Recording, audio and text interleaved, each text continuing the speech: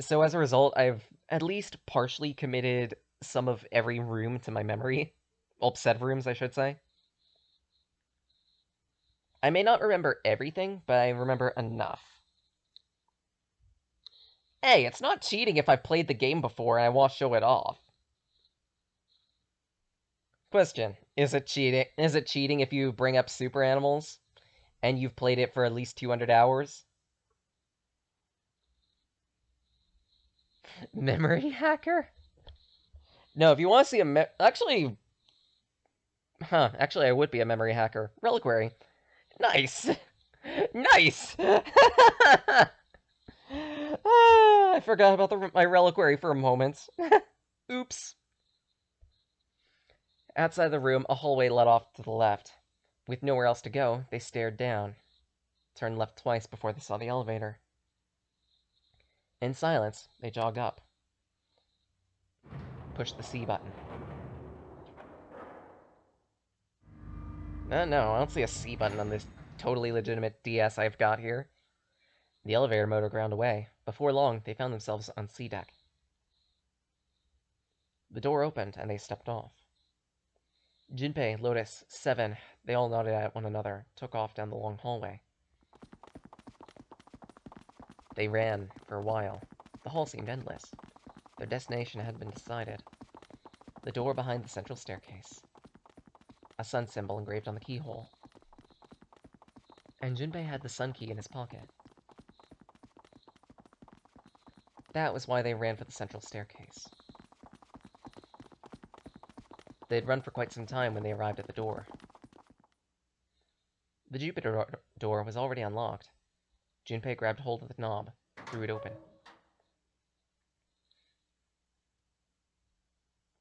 They stopped at the terrible scene before them, which made their blood run cold. 3 people lay dead on the floor, covered in blood. Junpei felt a cold sweat trickle down his spine. He couldn't breathe. By the way, if I haven't said it before, death incoming. Several. He couldn't breathe. His legs shook. His body felt cold, deathly so. But his blood, hot. He could feel his mind fade. He couldn't think, couldn't concentrate. His mind was blank. What the hell? What happened? Seven's voice was weak and broken. He edged toward the bodies, movement stiff. He bent down over Clover, pressed his fingers to her wrist. Nothing. She's dead. Lotus moved.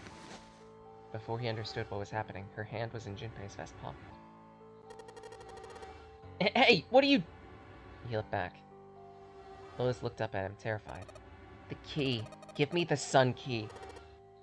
Why? Why do you think? We have to get out of here before the murderer comes back. Once again, Junpei looked at the dead bodies. Santa, Clover, Ace.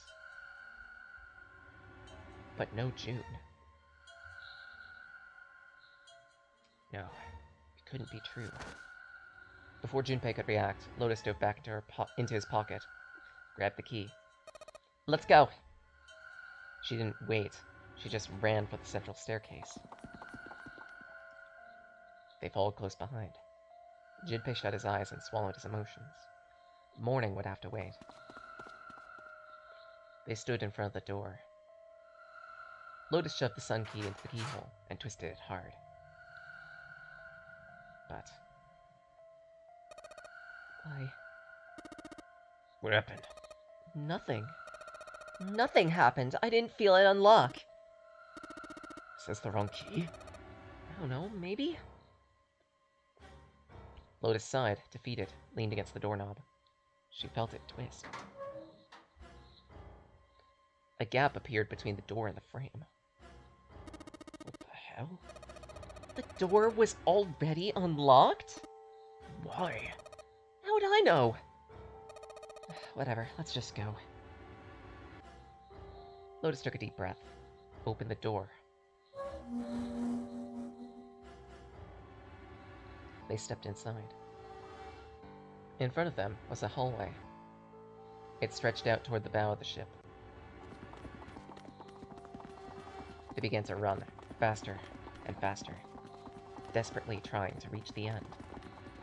A few seconds, they were there. In front of them, a massive metal door.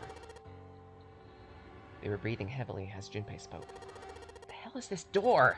I can't see anything that looks like a doorknob or a switch or lever or a card reader or anything. How the fuck are we supposed to open this? We don't have a choice. We're gonna have to force it and go back. No. No! I'm not going back there!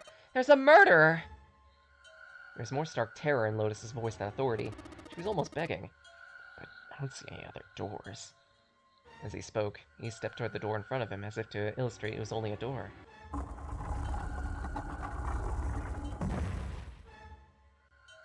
But it opened. Nothing surprising. A simple automatic door. I've got a really bad feeling about this. The other doors were already unlocked. This one's automatic. We haven't seen anything like this before. How could their situation possibly get worse? 3 people were already dead. They'd hit the bottom. That's what Junpei told himself. There was nowhere to go but up. He stepped through the door. And whatever hope Junpei had managed to summon disappeared. It couldn't be true. It was utterly impossible. It had to have been a dream. A nightmare. If he could just wake up, maybe he could convince himself that he wasn't looking at what he was. That what he was seeing wasn't real.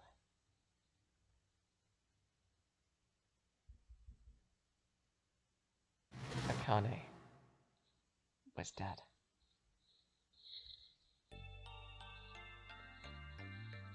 Junpei cried out, leapt through the door. He flew to her side, heart like a stone in his chest.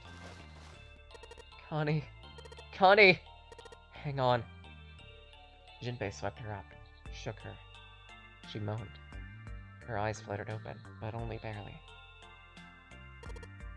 Connie. Junpei? Her face was pale, her lips dry and cracked. Eyes blank and cloudy. They stared straight at Junpei, but saw nothing.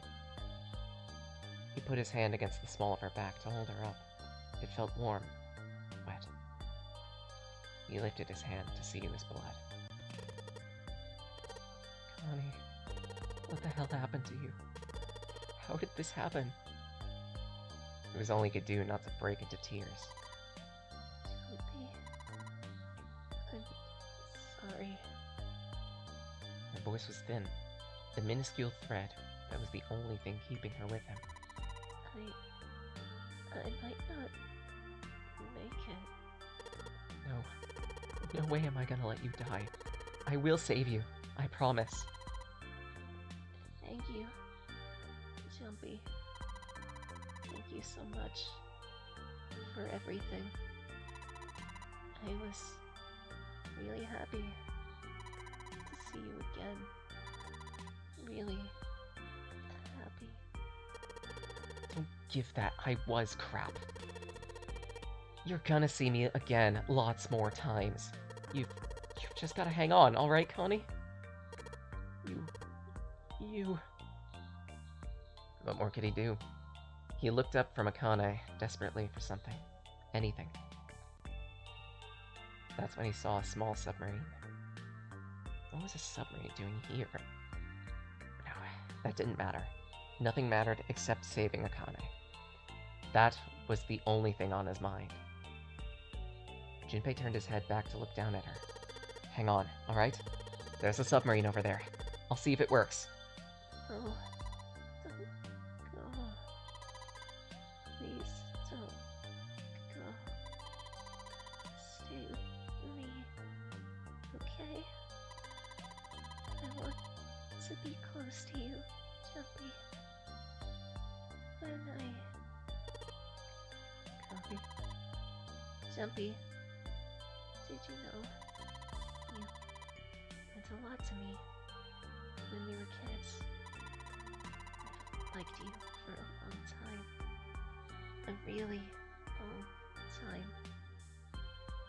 Junpei's vision blurred. It took him a moment to realize his eyes were filled with tears. He could feel a piercing point of heat in his heart, like a white flame. Do you remember that we hung out a lot when we were kids?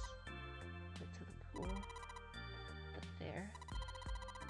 Do you remember playing snowball at the school? Your memories I'll never forget. All those moments are treasures to me. But I also wanted to go to a lot of other places. But that won't happen now. I mean, yes. Yes, it will happen. We'll go all sorts of places, Connie. You hear me? I promise. We'll go wherever you want. Really? Really, I swear. That makes me happy. Really happy. She said it to herself, over and over. A weak smile creasing her tired face. Jumpy. I feel sleepy. Honey, no. Don't fall asleep. Thank you, Jumpy. Thank you so much, Junpei. Her eyes closed. Junpei screamed, and even as he felt his throat go so hoarse.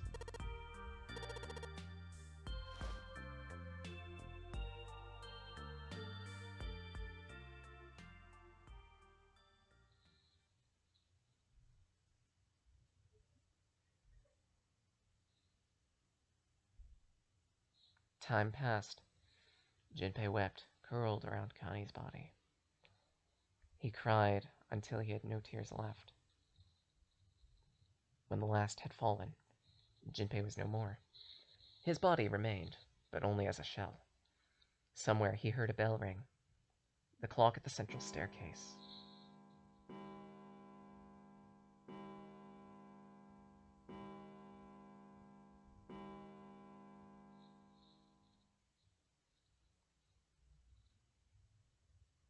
Five times. 5 o'clock.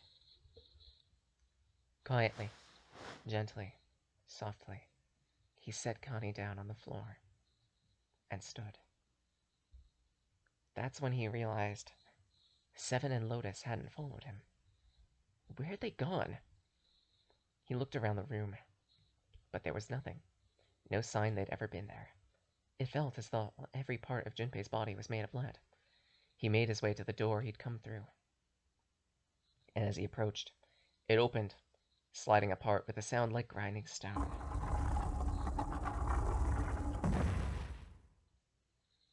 He passed through the gate into the hallway.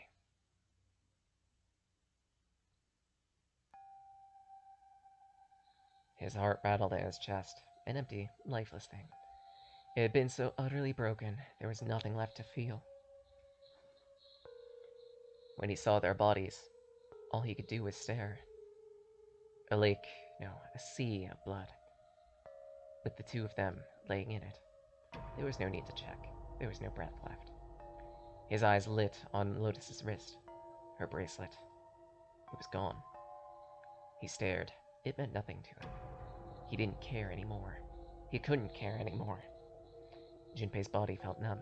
A part of him knew the lump of lead in his chest had once been a heart, but he couldn't quite remember what it had been for. Tears poured from his eyes in great streams. He wasn't sure why. He gave up, trying to make them stop. He turned. The door opened again, and slowly, numbly, he walked through. He kept walking. Why stop?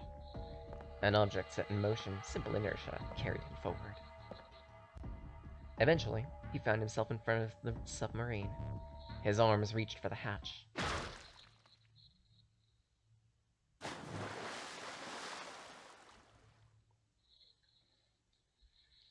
And then he was floating in the water. His eyes stared into it. He couldn't see the bottom. His back felt hot. Dimly, he felt the blade of a knife. Who? One behind behind door number 5, the body of the ninth man. Another in the shower room, the body of Snake. At the central staircase, 3 more. 5. 2 more outside the door, 7. Akane, 8.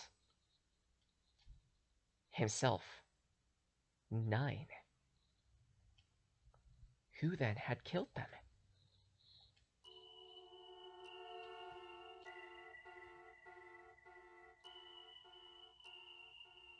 Jinpei let one last breath. Faintly, he felt the bubbles creep up the side of his face. His consciousness faded, dissolved into the cold, gentle lapping of the water.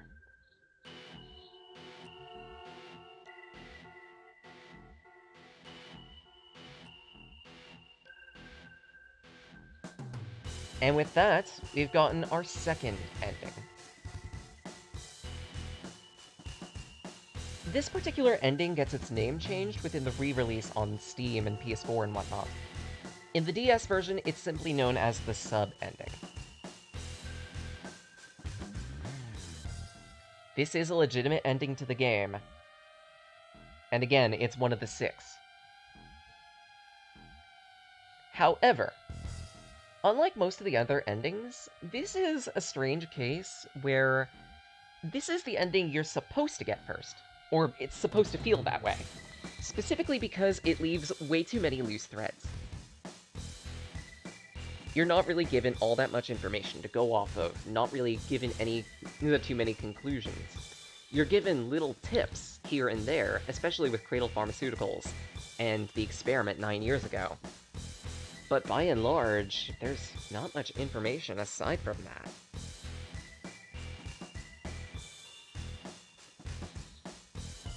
This ending is meant to spark your inspiration. And meant to get you to start to think about what you might be missing. And most importantly, encourage you to go back.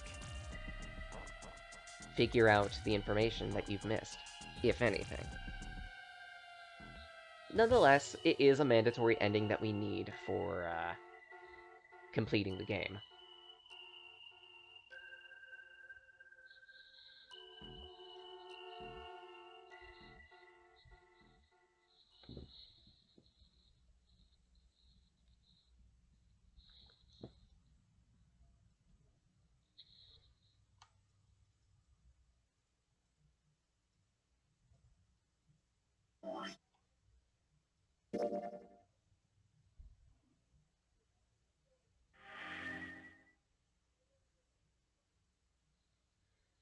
And just in case, so I don't fuck up with save states again, I'll save state here.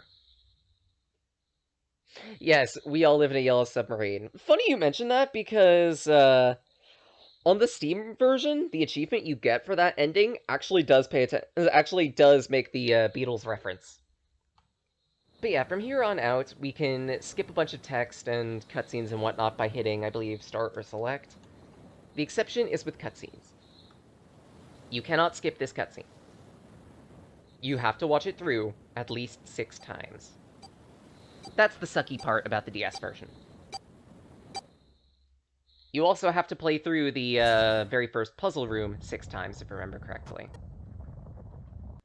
Because the game won't exactly let you access the map until you've, well, actually done the thing.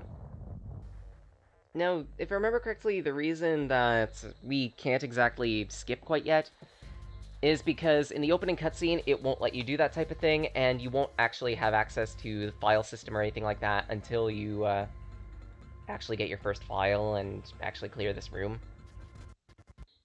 And extreme skip. The skip is better in the Steam version, I'll give it up on that one. Because it goes a lot faster than this. Hell, this is with me holding down fast forward, too. It still goes faster than... And the skip still goes faster than this. I just found the digital route... the term digital route weird. Well, I just noticed I have the word digital. To be fair, digital root is also called digital sum. Or, I think, nominal sum as well. It's also a fairly niche mathematical thing, too. Like, pretty much the only uses that it's had that I know of are in programming. If you, like, want to fix solutions.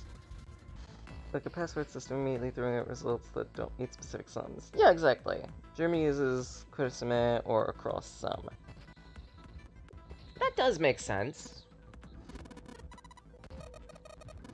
Because you're taking the sum of all digits across the number. It says digitized portraits can stop they give Pokemon. I could see that, honestly. But these are a lot more expressive than anything Pokemon has ever done, just saying.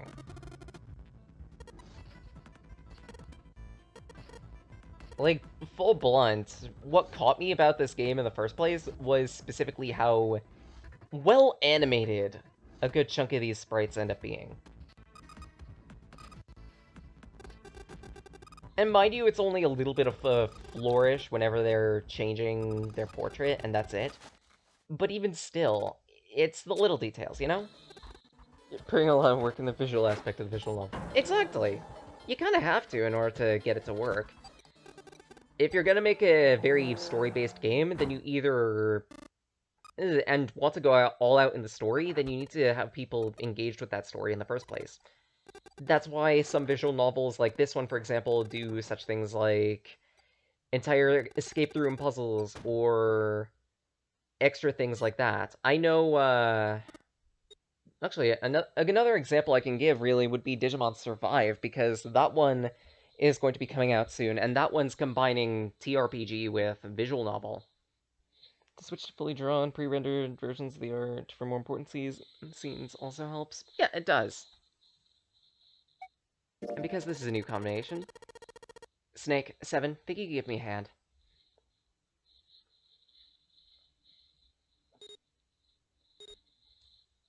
I know my sister really likes visual novels in the first place. She's gone through at least a few different ones. She's very well ingrained into the Fate universe for one, and there are a lot of VNs in the Fate universe. Lengthy ones too. She has apparently played Doki Doki Literature Club recently. Such, I just shake my head at that. I'm at least going to get to and finish the next puzzle room before I call it for the day. I already have an idea for which door I want to go. Specifically because, well, it's gonna take me a bit to actually do anything on that door because I need to go back and redo the axe ending in my spare time. Because I fucked up. Actually, no, maybe I won't necessarily go into that door right now. But regardless, next time we meet, we are going to be going down the door in which the ninth man didn't blow up. Yeah, while I'm ticking through these puzzles, to everyone who's dropped by so far, thank you so much. I genuinely appreciate the support I get with these streams.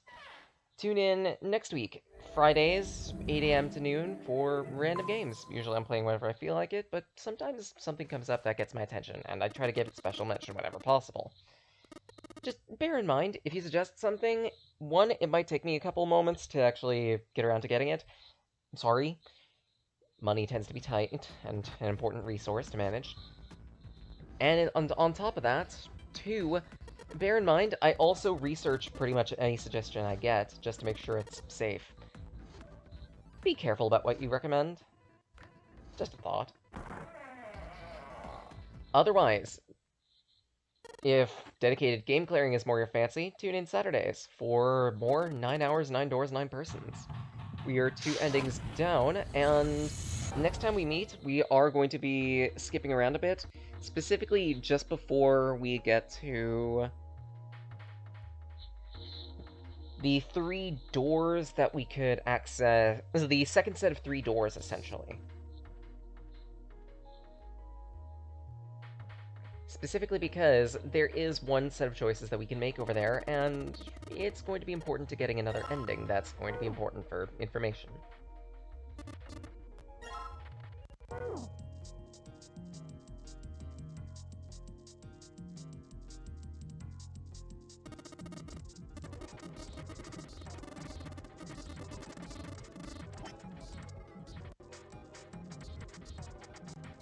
Okay, get that card.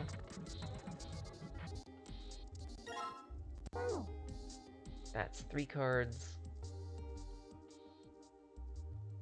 4 cards.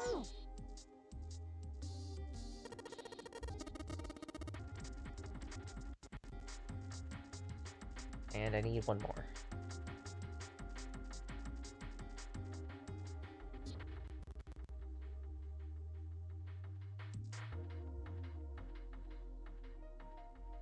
Was it up on the bar?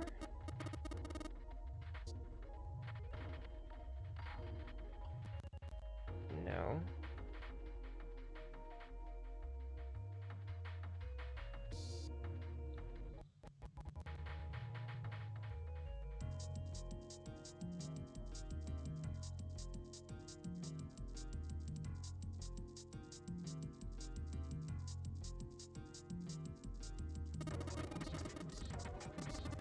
Ah, there it is.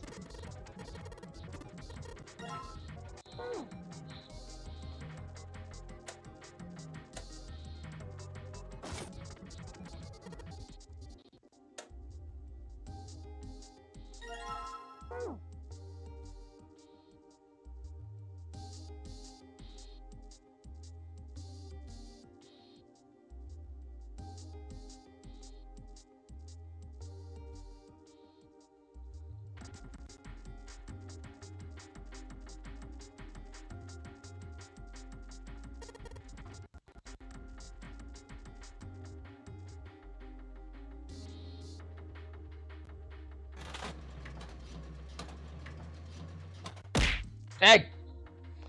Thanks, Muffin.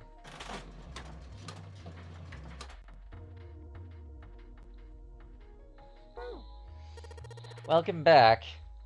Though, I was about to end. We already got our second ending. And everyone died in that ending.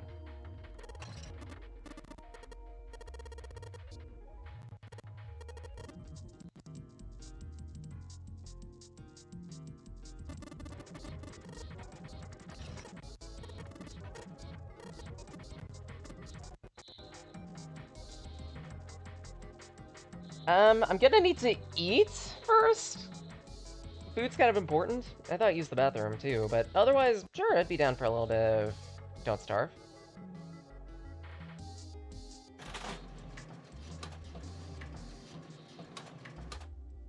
I think it was... What? Did I get the order wrong? I shouldn't have gotten the order wrong. Clover, Diamond, Heart. Ah.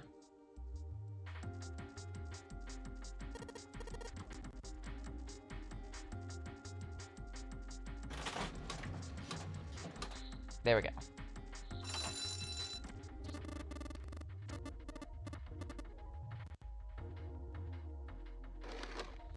Right, I was gonna continue with outro steps. So, if any of y'all miss any of these streams, don't worry, they stay up on Twitch for a couple weeks. We then port them off to a YouTube channel, Sage Blake. Usually it updates weekly. I've been slipping a bit, specifically because I've been having the worst month. I'm fixing it, slowly. Don't worry. Muffin. Well, technically she's not wrong. She is waiting for me in her bedroom, but I'm also waiting for her in mine.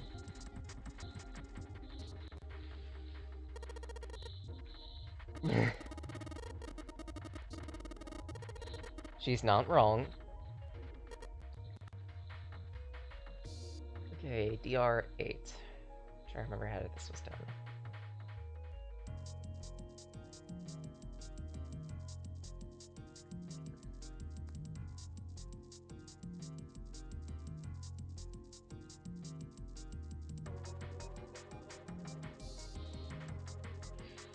I think this was...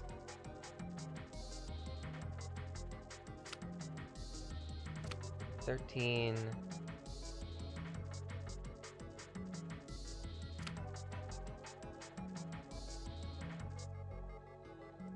Was it 5, 6, 7, really? Huh, I guess it was.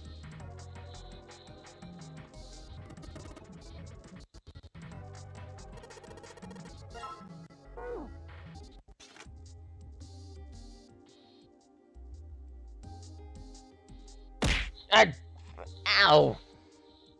Rude!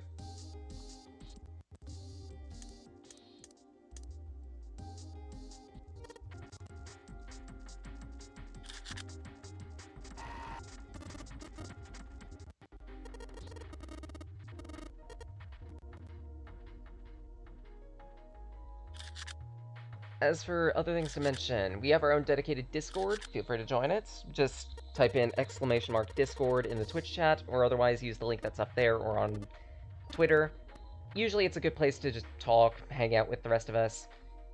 We do occasional community nights. Feel free to drop in on them whenever we do them.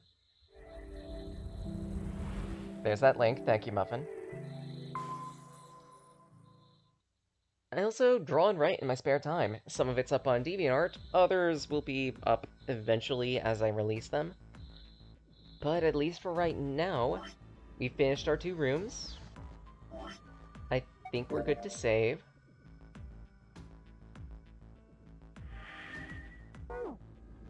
And I want to double check if I could use the map. No, I can't. Okay, I think I know when I can. I just remembered. Blarg. It's gonna take a bit for that. But anyways, we should find someone to raid. Who is online currently? Answer. Ooh. Proxy's got Devil Survivor. I do happen to like Devil Survivor. Like, credit, it's a really good tactical RPG. And, well, being a Shin Megami Tensei game. Well, you know how dark that gets.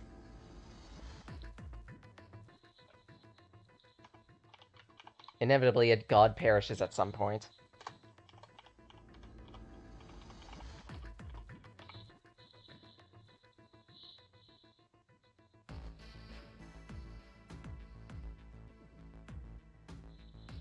Let's see if I've got the spelling right. Yes, I do. Feel free to stick around for the raid. It'll get you some extra Fracturia that you could use to throw at me like Muffin likes doing. And as for a raid message...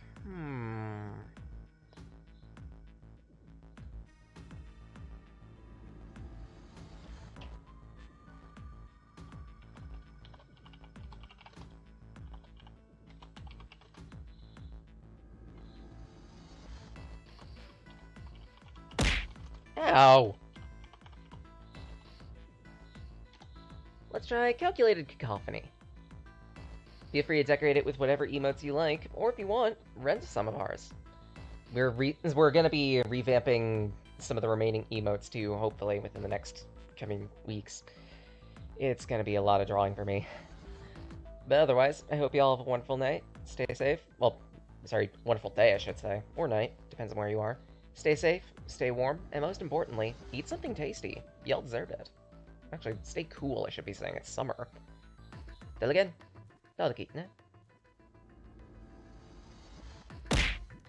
Ow! Of course she gets one pot shot in.